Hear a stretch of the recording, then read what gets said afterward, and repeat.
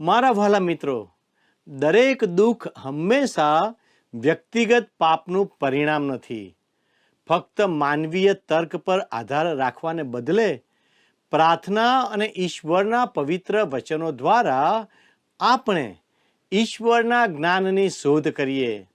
બીજાઓના દુઃખ સંબંધી ન્યાય કરવાને બદલે આપણે તેમને ઉત્તેજન આપીએ તો કેવું સારું.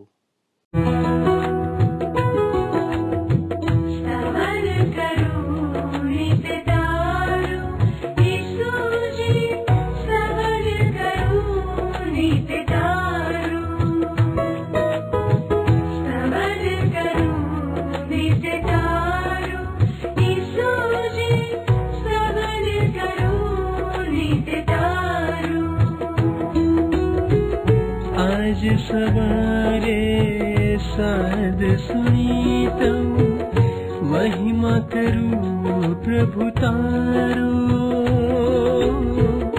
महिमा करूं प्रभु तारो, स्तवन करूं नित्य तारो.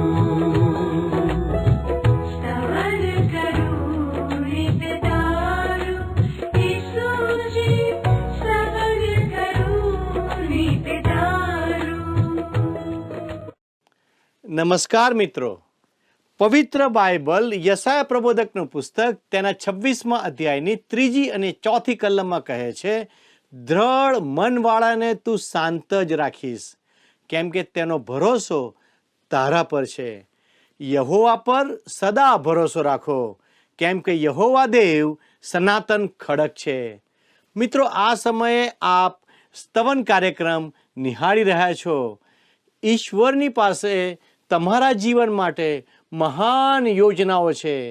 માનવી તરીકે સવારે આંખ ખુલતા જ આપણું મન ક્ષણિક અને અસ્થિર બાબતો પર કેન્દ્રિત થઈ જાય છે. એટલા માટે આપણે નિરાશ થઈ જઈએ છીએ. પણ જ્યારે બધું બરાબર થઈ જાય છે ત્યારે આપણે તેની કોઈ પરવા કરતા નથી.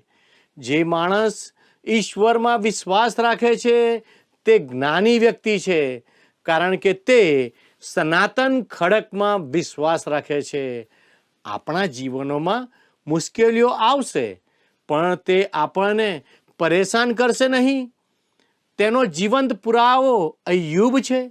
ભલા મિત્રો, આજે આપણે અય્યુબ 22 અને 23 એમ 2 અધ્યાયનો અભ્યાસ કરીશું, જેમાં તેનો મિત્ર અલીફાઝ અય્યુબના કષ્ટના સમયમાં તેને દિલાસો આપવા માટે આવ્યો હતો. તે અય્યુબને વિનમ્ર રહેવાની, ઈશ્વરની આજ્ઞાઓનું પાલન કરવા અને ન્યાયી રીતે જીવવાની ભલામણ કરે છે.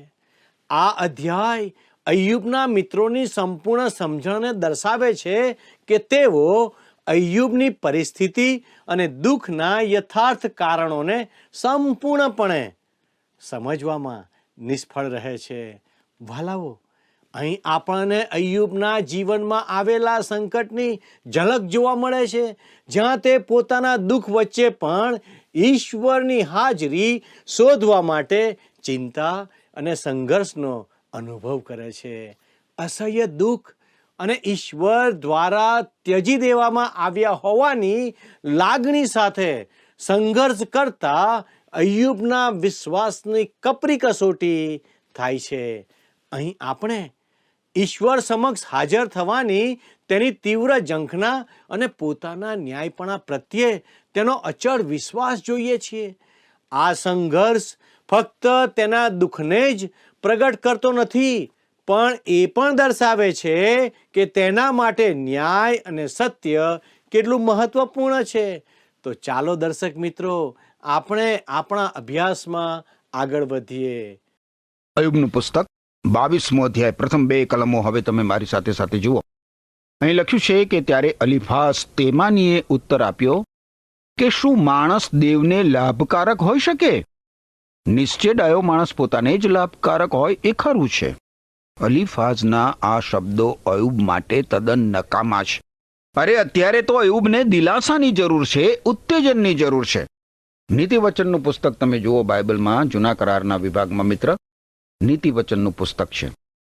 ગીતશાસ્ત્રના પુસ્તક પછી એના 15મા અધ્યાયની 13મી કલમ તમે જુઓ તો ત્યાં લખવામાં આવ્યું છે, અંતઃકરણનો આનંદ મોઢાને પ્રફુલ્લિત કરે છે, પણ હૃદયના ખેદથી મન ભાંગી જાય છે. પણ તમે જુઓ, અલીફાઝ અયુબને વિસાત વગરનો નકામો ગણે છે. માણસથી ઈશ્વરને ફાયદો કે લાભ થતો નથી એ સાચું છે. એમ છતાં એનો અર્થ એવો નથી થતો કે ઈશ્વર માણસની કદર કરતા નથી, એની કાળજી નથી રાખતા. ના ના ના ના. અરે માણસ તો ઈશ્વરનું સર્વશ્રેષ્ઠ સર્જન છે અને ઈશ્વર એને અપરંપાર પ્રેમ કરે છે, એની સંભાળ રાખે છે.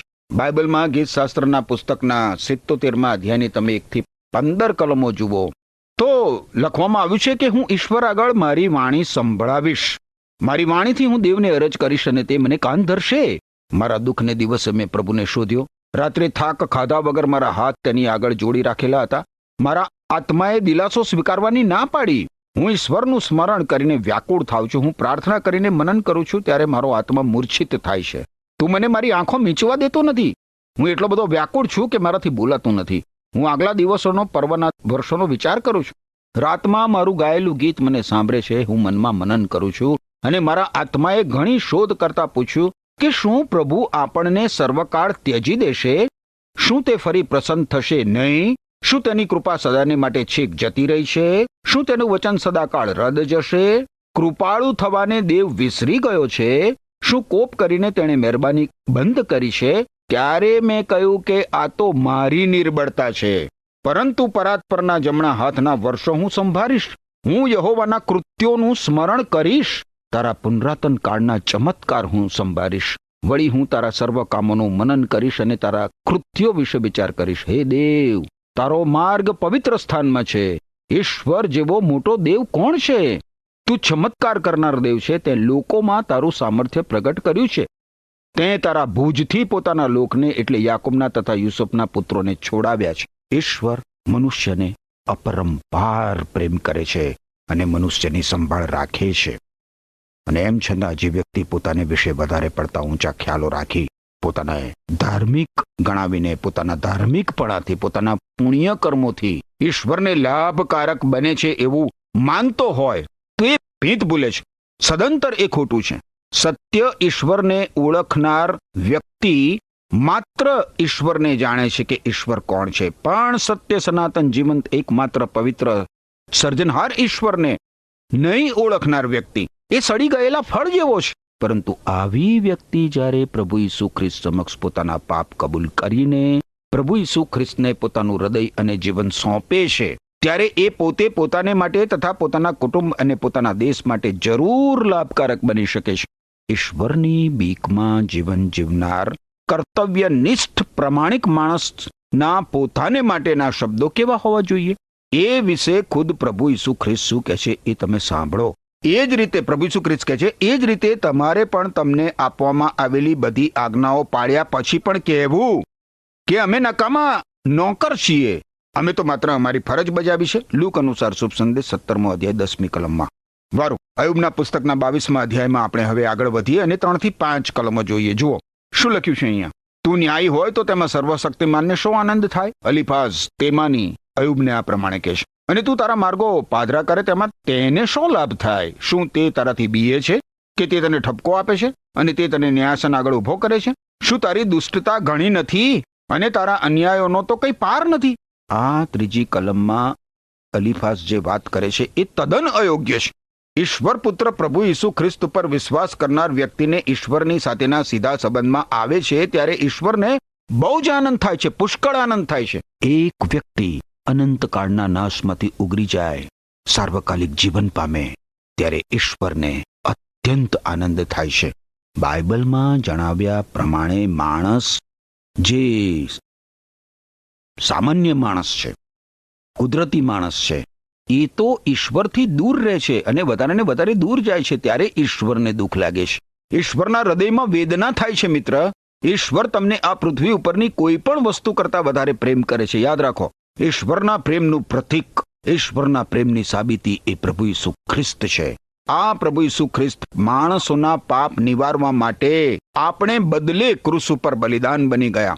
યોહાન અનુસાર શુભ સંદેશ બાઇબલમાં છે એના 3 અધ્યાયની 16મી કલમમાં કહેવામાં આવ્યું છે કે ઈશ્વરે દુનિયા ઉપર એટલો બધો પ્રેમ કર્યો, દુનિયા એટલે માનવજાત, પ્રત્યેક માણસ એટલો બધો પ્રેમ કર્યો કે એમણે પોતાના એકના એક પુત્ર પ્રભુ ઈસુ ખ્રિસ્તને અર્પી દીધા, જેથી પ્રભુ ઈસુ ખ્રિસ્ત પર જે કોઈ વિશ્વાસ કરે એનો નાશ ના થાય પણ તે અનંત જીવન પ્રાપ્ત કરે. અને એ પછી મિત્ર તમે રોમન લોકોને લખેલા પત્રના 3 અધ્યાયની 25મી કલમ જુઓ તો ત્યાં કહેવામાં આવ્યું છે ઈશ્વરે ઈસુ ખ્રિસ્તને બલિદાન થવા અર્પ્યા. ઈસુ ખ્રિસ્તના મરણ દ્વારા ઈશ્વરનો મનુષ્યના પાપની વિરુદ્ધનો કોપ દૂર થાય છે અને એમ ઈસુ ખ્રિસ્ત પર વિશ્વાસ કરનાર માણસોના પાપ ઈશ્વર માફ કરે છે. આમાં માણસને પોતાની સાથે સીધા સંબંધમાં લાવવાનો ઈશ્વરનો હેતુ પ્રગટ થાય છે. ઈશ્વરના પવિત્ર વચનોમાં આ સનાતન સત્ય ઘોષિત કરવામાં આવ્યું છે. મિત્ર, ઈસુ ખ્રિસ્ત ઉપર વિશ્વાસ કરીને મિત્ર તમે ઈશ્વરના પ્રેમનો અંગત અનુભવ કરી શકો છો. વારું આપણે આગળ વધીએ. અયુબના પુસ્તકમાં 22મા અધ્યાયમાં 6 થી 9 કલમો જોઈએ. અલીફાઝ તેમાની અયુબ સાથે વાત કરતા કહેશે આગળ કે કેમ કે તે પોતાના ભાઈની ઘેરણે મૂકેલી થાપણ મફત લઈ લીધી છે અને તારા દેણદારોના વસ્ત્રો કાઢી લઈને તેઓને નગ્ન કરી દીધા છે. તે થાકેલાને પીવાને પાણી આપ્યું નથી અને ભૂખ્યાઓને તે રોટલી મળવા દીધી નથી. પણ જબરજસ્ત માણસ તો ભૂમિનો માલિક હતો અને ખાનદાન માણસ તેમાં વસતો હતો. તે વિધવાઓને ખાલી હાથે કાઢી મૂકી છે અને અનાથોના હાથ ભાંગી નાખ્યા છે. આ અધ્યાયની 5 થી 9 કલમોમાં અલીફાઝ અયુબની ઉપર હળહળતા જુઠ્ઠા આક્ષેપો કરી રહ્યા છે. અયુબે તો આવું ક્યારેય કર્યું નથી મિત્ર. અયુબે ક્યારેય આવું નથી કર્યું. અયુબની વેદનામાં આ અલીફાઝ કેટલો બધો વધારો કરે છે. અયુબના મિત્રો બહુ જ રૂઢિચુસ્ત હતા. ઉપરાંત એ સત્ય ઈશ્વરને જાણતા નહોતા. અયુબને પણ એ લોકો જાણતા નહોતા. અરે એ તો પોતાની જાતોને પણ વાસ્તવિક રીતે નહોતા જાણતા અને એટલા માટે એ લોકો અયુબ ઉપર આવા ખોટા આક્ષેપો કરે છે અને તર્ક વિતર્કો કર્યા કરે છે. 10 થી 20 કલમ જોઈએ. 22મો અધ્યાય અયુબનું પુસ્તક 22મો અધ્યાય 10 થી 20 કલમ. તે માટે તારી આસપાસ જાળ પથરાયેલી છે અને અચાનક ભય અથવા જેને તું જોઈ શકતો નથી તેવો અંધકાર તને ગભરાવે છે. વળી તારા પર પુષ્કળ પાણી ફરી વળ્યું છે. શું દેવ આકાશના ઉચ્ચ સ્થાનમાં નથી? તારાઓની ઊંચાઈ જો, તેઓ કેટલા ઊંચા છે. તું કહે છે કે દેવ શું જાણે છે? શું તે અગાધ અંધકારની આરપાર થઈને ન્યાય કરી શકે? ગાડા વાદળ તેને એવી રીતે ઢાંકી દે છે કે તે જોઈ શકતો નથી અને આકાશના ઘુમ્મટ પર તે ચાલે છે. જે પુરાતન માર્ગે દુષ્ટ માણસો ચાલ્યા છે તેને શું તું વળગી રહેશે? તેઓનો સમય પૂરો થયા પહેલા તેઓને ઝડપી લેવામાં આવ્યા હતા. તેમનો પાયો રેલમાં તણાઈ ગયો હતો. તેઓ દેવને કહેતા હતા કે અમારાથી દૂર થા અને સર્વશક્તિમાન અમને શું કરી શકે? તેમ છતાં તેણે તેઓના ઘરો સારાવાનાથી ભર્યા, પણ દુષ્ટોના વિચાર મારાથી દૂર છે. ન્યાયીઓ તે જોઈને હરખાય છે અને નિર્દોષો તુચ્છકાર સહિત તેમની હાંસી કરે છે. તેઓ કહે છે કે અમારી સામે ઉઠનાર નિશ્ચય કપાઈ ગયા છે અને તેઓમાંથી બચેલાને અગ્નિએ ભસ્મ કર્યા છે. અલીફાઝ તમે જુઓ મિત્ર, અયુબ ઉપર આક્ષેપો મૂકતા કહે છે કે તે પાપ કર્યું છે, તે પાપ કર્યું છે એટલા માટે ઈશ્વરે તારી આવી અવદશા કરી છે. આ અલીફાઝ અયુબને એમ પણ કહે છે કે તું ઈશ્વરની દરકાર નથી કરતો. અયુબે ઈશ્વરનો ધિક્કાર ક્યારેય કર્યો નથી મિત્ર. અયુબ પોતાના પૂરા વ્યક્તિત્વથી ઈશ્વરને પ્રેમ કરે છે અને એમ છતાં એની ઉપર કેટલા બધા ખોટા આક્ષેપો એના મિત્રો મૂકી રહ્યા છે.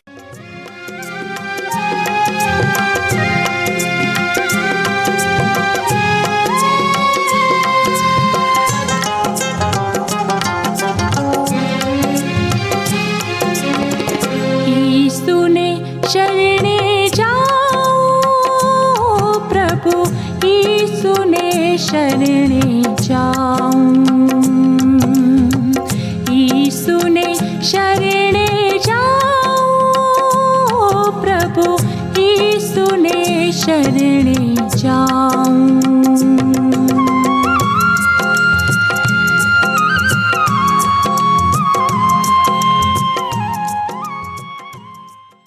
એકવીસ થી 30 કલમો જોઈશું. અયુબનું પુસ્તક 22મો અધ્યાય 21 થી 30 કલમો. હવે તેની ઓળખાણ કર અને શાંતિમાં રહે, તેથી તારું ભલું થશે. કૃપા કરીને તેના મુખનો બોધ સ્વીકાર અને તેના વચનો તારા હૃદયમાં ભરી રાખ. જો તું સર્વશક્તિમાન પાસે પાછો આવશે તો તું સ્થિર થશે અને જો તું તારા તંબુઓથી અન્યાય દૂર કરશે તો તું સ્થિર થશે. તું તારો ખજાનો ધૂળમાં ફેંકી દે અને ઓફીરનું સોનું નાળાના પાણામાં ફેંકી દે. ત્યારે સર્વશક્તિમાન તારો ખજાનો થશે અને તને મૂલ્યવાન રૂપું મળશે. તું સર્વશક્તિમાનમાં આનંદ માનશે અને દેવ તરફ તું તારું મુખ ઊંચું કરશે. તું તેની પ્રાર્થના કરશે એટલે તે તારું સાંભળશે અને તું તારી માનતાઓ અદા કરશે. વળી તું કંઈ બાબત વિશે ઠરાવ કરશે તો તે ફળીભૂત થશે અને તારા માર્ગો ઉપર પ્રકાશ પડશે. જ્યારે તેઓ તને પાડી નાખે ત્યારે તું કહેશે કે ઉઠાડવામાં આવશે અને નમ્ર માણસને તે બચાવશે. જે નિર્દોષ નથી તેને પણ તે ઉગારશે, તારા હાથોથી શુદ્ધતાને લીધે તે ઉગારશે. અયુબને એના મિત્રો વણમાગી નકામી સલાહ આપી રહ્યા છે. જો કોઈ માણસને કોઈ બીમારી લાગી હોય અને જાણ્યા વગર, નિદાન કર્યા વગર દવા આપવામાં એને આવે તો શું થાય? કોઈ વ્યક્તિને ધારો કે કોઈ બીમારી લાગી પડી ગઈ, પણ એ બીમારી કઈ છે એ જાણ્યા વગર, એની કસોટી કર્યા વગર, એનું નિદાન કર્યા વગર એને ગમે તે દવા આપી દેવામાં આવે તો શું થાય? એ જ રીતે અયુબના મિત્રો વણમાગી સલાહ અયુબને આપી રહ્યા છે, ઈશ્વર વિશે આપી રહ્યા છે, ઈશ્વરના ન્યાય ચુકાદા વિશે આપી રહ્યા છે, ન્યાયી શુદ્ધ વિશે, ઈશ્વરના આશીર્વાદો વિશેની બહુ જ મોટી મોટી પણ ખોટી ખોટી વાતો કરે છે. ત્યારે ઈશ્વરને જાણનાર વ્યક્તિની કેવી દશા થાય? અયુબના જીવનમાં આવેલી પરિસ્થિતિ વિશે અયુબ જાણતો નહોતો. એને ખબર નથી કે આ કેવી રીતે એને શા માટે બન્યું. એનો જવાબ આપનાર તો માત્ર ઈશ્વર જ હતા ને. પરંતુ એના 3 મિત્રો તમે જુઓ, જાણે ઈશ્વરનું મન જાણીને આવ્યા ના હોય સ્વર્ગમાંથી, જાણે કે એમને મોકલનાર ઈશ્વર જ ના હોય, એવું માનીને એ લોકો અયુબને વધારે ને વધારે દુઃખી કરે છે. અયુબને ના છૂટકે પરાણે એના મિત્ર અલીફાઝને જવાબ આપવો પડે છે. સ્વ બચાવ કરતા અયુબ 23 અને 24 અધ્યાયમાં કહે છે કે ઈશ્વર તેના પક્ષમાં છે, ઈશ્વર તેની કસોટી કરી રહ્યા છે અને ઈશ્વર જ તેને આ ભયંકર દુર્દશામાંથી બહાર કાઢી લાવશે. 23મો અધ્યાય જુઓ, 1 થી 5 કલમો. અયુબનું પુસ્તક 23મો અધ્યાય 1 થી 5 કલમોમાં લખ્યું છે, ત્યારે અયુબે ઉત્તર આપ્યો કે આજ પણ મારી ફરિયાદ કષ્ટમય છે, મારા કણવા કરતા મારો ઘા ભારે છે. મને તે ક્યાં જડે એ હું જાણતો હોત તો કેવું સારું, કેમ કે ત્યારે તો હું ઠેઠ તેને આસને જઈ પહોંચત. હું મારો દાવો તેની આગળ અનુક્રમે રજૂ કરત અને દલીલોથી મારું મોં ભરત. તેના ઉત્તરમાં જે શબ્દો તે મને કહેત તે હું જાણી લેત અને તે મને જે કહેત તે હું સમજેત. અયુબ પોતાની ફરિયાદ ઈશ્વર સમક્ષ રજૂ કરવા માટેની તીવ્ર ઝંખના વ્યક્ત કરે છે. ખુદ ઈશ્વરના મુખેથી અયુબ એની દુર્દશાના કારણો જાણવા માંગે છે. મિત્ર, આપણે કોઈ પણ ઈશ્વરની હાજરીમાં, ઈશ્વરના સાનિધ્યમાં આપમેળે પોતાનો બચાવ કરવા જઈ શકતા નથી. ઈશ્વર સમક્ષ તો આપણે અપૂર્ણ છીએ, અધૂરા છીએ, અપવિત્ર છીએ, પાપી છીએ. પણ આવા સમયે આપણે માટે ઈશ્વરે પોતે એમના પુત્ર મુક્તિદાતા પ્રભુ ઈસુ ખ્રિસ્તમાં એક સનાતન અને કાયમી મધ્યસ્થની વ્યવસ્થા કરી છે. ઈસુ ખ્રિસ્ત આપણી વાત ઈશ્વર પિતા સમક્ષ મધ્યસ્થી કરે છે, વિનંતી કરે છે. અને જ્યારે પણ પાપી માણસ પોતાના પાપો ઈશ્વર પુત્ર પ્રભુ ઈસુ ખ્રિસ્ત સમક્ષ કબૂલ કરી પ્રભુ ઈસુ ખ્રિસ્ત ઉપર પોતાના ઉદ્ધારનાર તરીકેને વિશ્વાસ કરે છે, ત્યારે પ્રભુ ઈસુ ખ્રિસ્તના નામમાં આવી વ્યક્તિ પોતાની બધી જ વિનંતી ઈશ્વરને જણાવી શકે છે.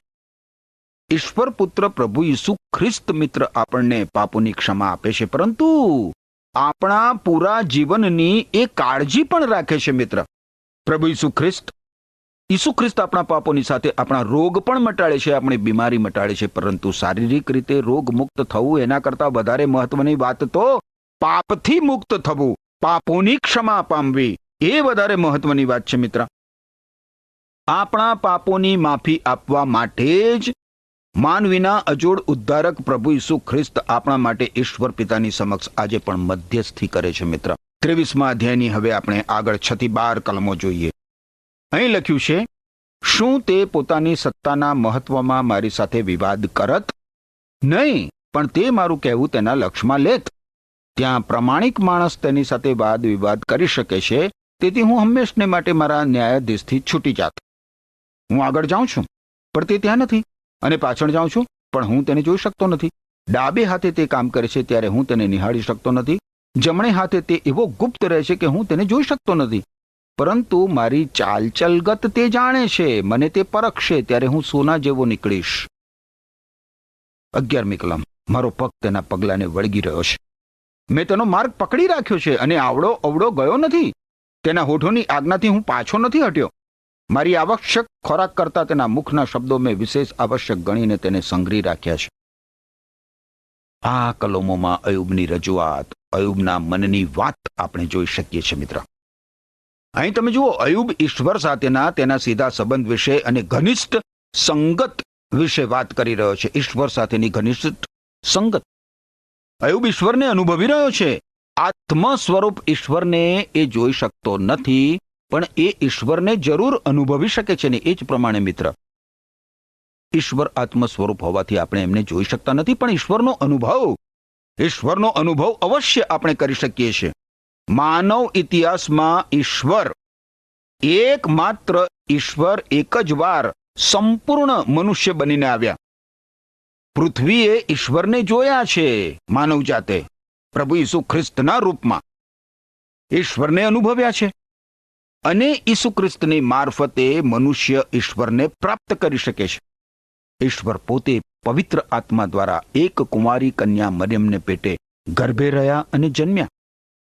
ઈસુ ખ્રિસ્ત એટલા માટે ઈશ્વરના પુત્ર છે કારણ કે ઈસુ ખ્રિસ્ત પવિત્ર આત્માને પ્રતાપે જન્મ પામ્યા.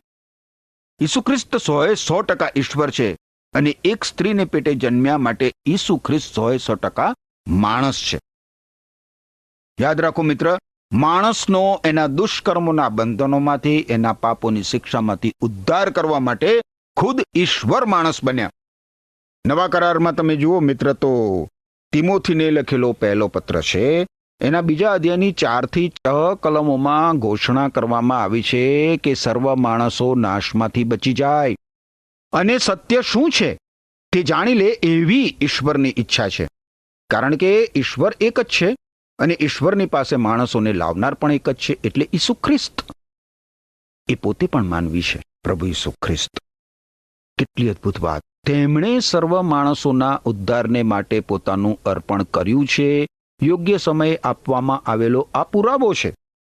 હવે તમે જુઓ મિત્ર, 23મા અધ્યાયની 13 થી 17 કલમો.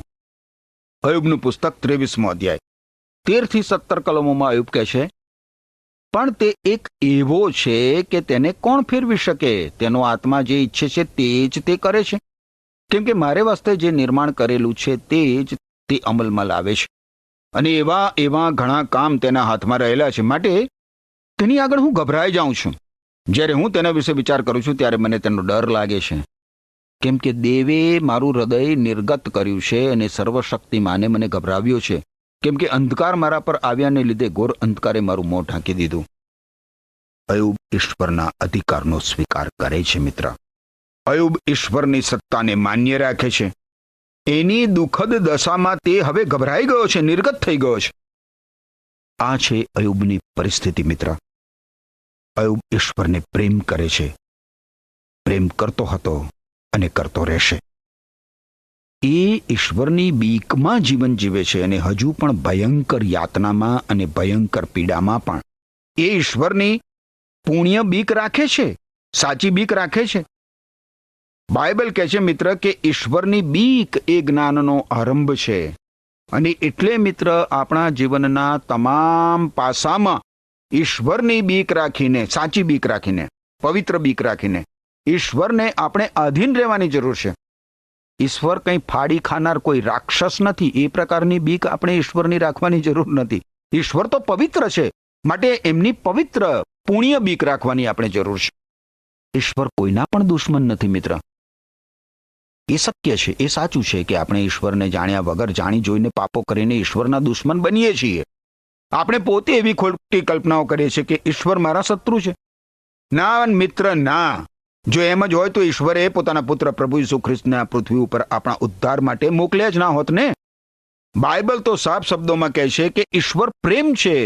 ઈશ્વર આપણને અત્યંત પ્રેમ કરે છે, અને એટલા માટે ઈસુ ખ્રિસ્ત ઉપર વિશ્વાસ મૂકીને આપણે ઈશ્વરને વ્યક્તિગત રીતે અનુભવી શકીએ છીએ, ઈશ્વરની સાથે સંગત માણી શકીએ છીએ. બાઇબલ કહે છે મિત્ર કે આપણે તો ઈશ્વરના દુશ્મનો હતા, પણ પ્રભુ ઈસુ ખ્રિસ્તની મારફતે ઈશ્વર આપણને તેમના મિત્રો બનાવે છે. શું તમે ઈશ્વરના મિત્ર બન્યા છો ઈસુ ખ્રિસ્તની મારફતે? કૃપા કરીને વિચાર કરજો મારા પ્રશ્ન ઉપર. એમ કરવા માટે ઈશ્વર તમને કૃપા આપો. પ્રિય દર્શક મિત્રો, આપણે જોઈ ગયા કે અલીફાઝ અય્યુબ પર ગંભીર આરોપ મૂકતા જણાવે છે કે તેનું દુઃખ તેના પાપોને કારણે છે. અલીફાઝ માનતો હતો કે ન્યાય એવી પ્રણાલી પર આધારિત છે જ્યાં દરેક દુઃખ વ્યક્તિગત પાપનું પરિણામ છે. તે ઈશ્વરના ન્યાયની જટિલતા અને નિર્દોષ પીડાની વાસ્તવિકતા સમજી શકતો નથી. વાલા મિત્રો, અલીફાઝ અય્યુબને ઈશ્વરની પાસે પાછા ફરવા માટે અનુરોધ કરે છે. જો તે પસ્તાવો કરે તો તે પુનઃસ્થાપના અને સમૃદ્ધિનું વચન આપે છે. તે માને છે કે ભૌતિક સમૃદ્ધિ એ ઈશ્વરની કૃપાની નિશાની છે અને દુઃખ એ ઈશ્વરની નારાજગીની નિશાની છે. અય્યુબની જેમ આપણે ઈશ્વરની હાજરી અને માર્ગદર્શનની નિષ્ઠાપૂર્વક શોધ કરવી જોઈએ.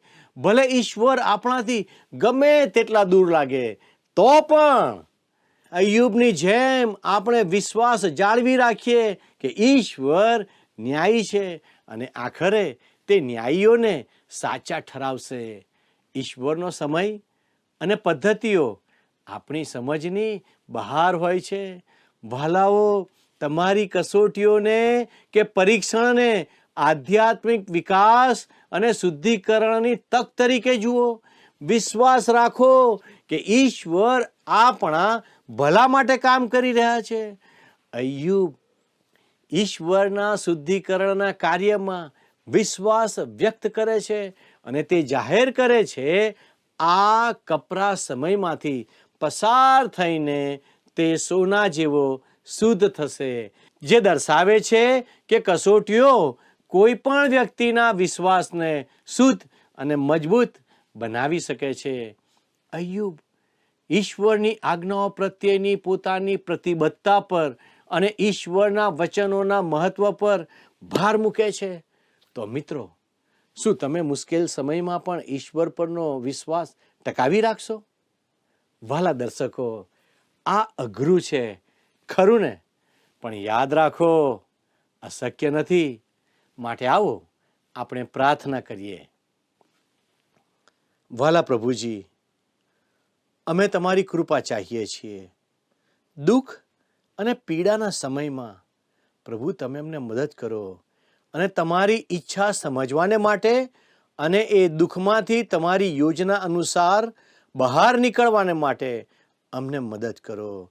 અમારા દરેક દર્શક મિત્રોને માટે અમે તમારી કૃપા માંગતા અમારી આ પ્રાર્થના ઈસુના નામમાં માગીએ છીએ. આમેન. વહાલા મિત્રો, જો આજના અભ્યાસમાંથી આપને કંઈક જાણવા કે સમજવા મળ્યું છે તો અમને ફોન કરશો અથવા તો વોટ્સએપ મેસેજ કરજો. આપ અમારી સાથે આ બાઇબલ અભ્યાસમાં જોડાયેલા રહેશો અને આપના પરિવારને પણ જોડાવવા આમંત્રણ આપશો. ઈશ્વર આપને સહાય કરો. આમેન.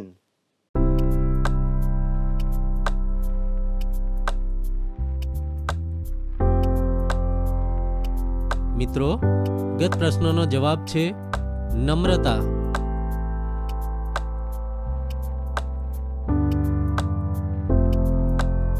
આજનો પ્રશ્ન છે, મારી ચાલ ચલગત તે જાણે છે, તે એટલે કોણ?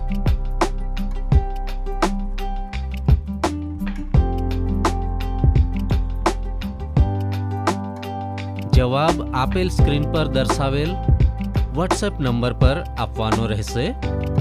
કાર્યક્રમ દરમિયાન પૂછેલા પ્રશ્નોનો સાચો જવાબ આપનાર વિજેતાઓના નામ દર મહિનાના પ્રથમ સોમવારે જાહેર કરવામાં આવશે.